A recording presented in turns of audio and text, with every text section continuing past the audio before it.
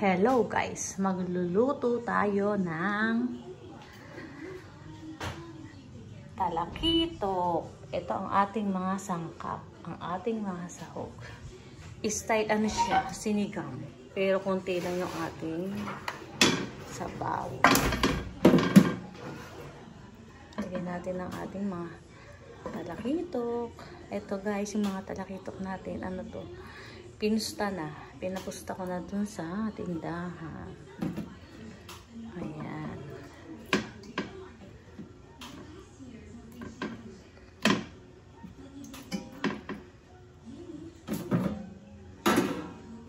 Tapos lagyan natin siya ng luya,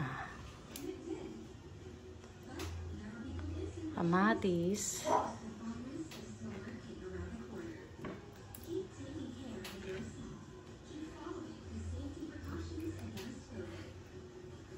sibuyas,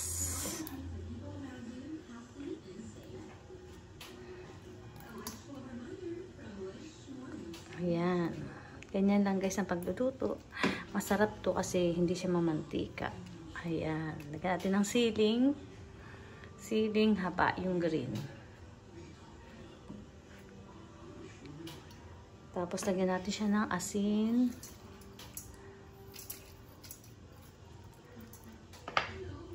Tapos paminta.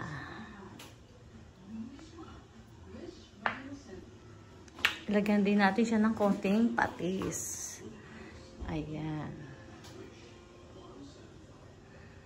Konti lang guys.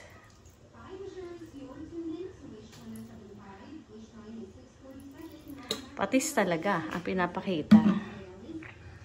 Tapos buhusan natin siya ng sinigang sa sampalok, original. Original na may okra. Ayan. Pero original to. Design lang yung okra guys. Tapos ibudbud natin yung ating sampalok. Tapos lagyan natin siya ng tubig guys.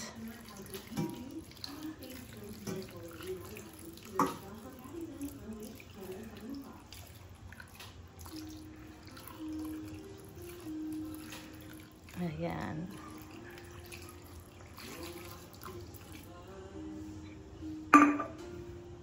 Siyempre, mamaya natin ilalagay itong spring onion. Kasi naghalo-halo kanila kasi sama-sama sila dyan. Ayan. Buksan na natin ang ating kalan.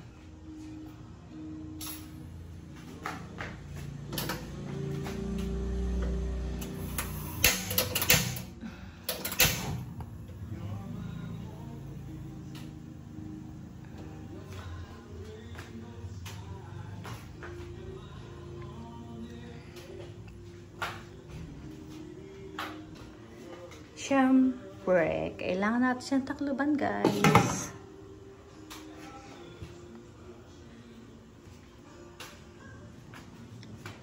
Check natin ang ating isda. Ayan guys, kumukulo na siya. Tapos lalagyan natin siya mamaya ng mustasa. Ito guys yung mustasa. Malalaki siya.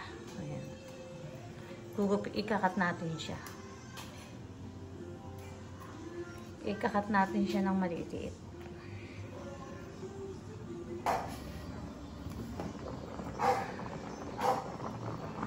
Wow, ang sarap. Ang sarap-sarap.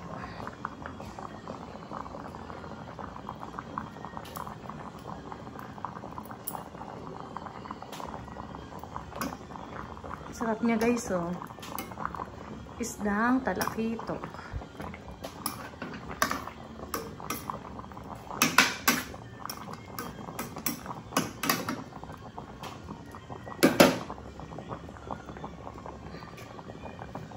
Tapos ito yung ano natin.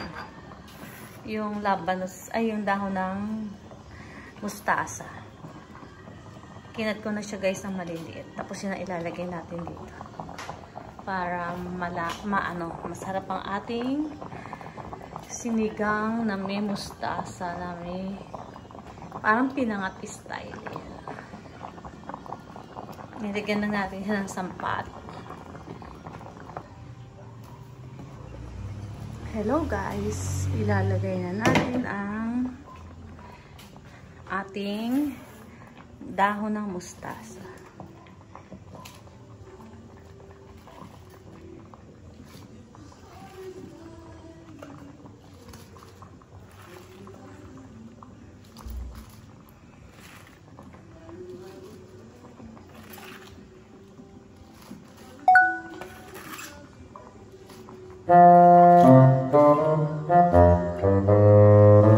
Ay naku guys, hindi nyo ba naputin? Malungkot ako ngayon.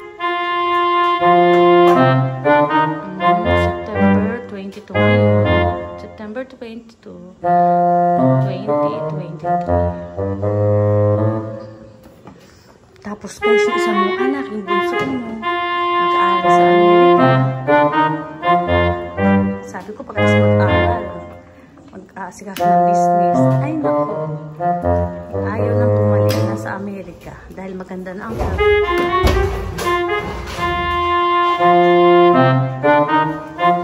Ingay ng mga aso. Ano nangyari? Ba't ang ingay?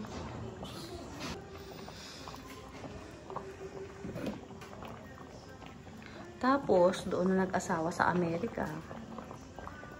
Ayaw na umuwi sa Pilipinas. Ang sad, di ba guys? Ang sad. Kaya ngayon, mga guys, huwag nyo nang papaaralin ng mga anak nyo sa ibang bansa. Kasi pag nagustuhan, ayaw nang bumalik. Doon nila gustong tumira na at doon na mag-aasawa. Dito na lang nyo paaralin sa Pilipinas. Okay naman dito. Di ba guys? Ayan ang ating sinigang. Ay, sinigang. Parang sinigang sa sampalok na may, ayan, na pinangat na may sabaw. Sinigang na, sige, tawagin na natin siyang sinigang wow. Talakitok. Ayan, sarap. Tikman natin siya, guys. Tikman natin siya, guys.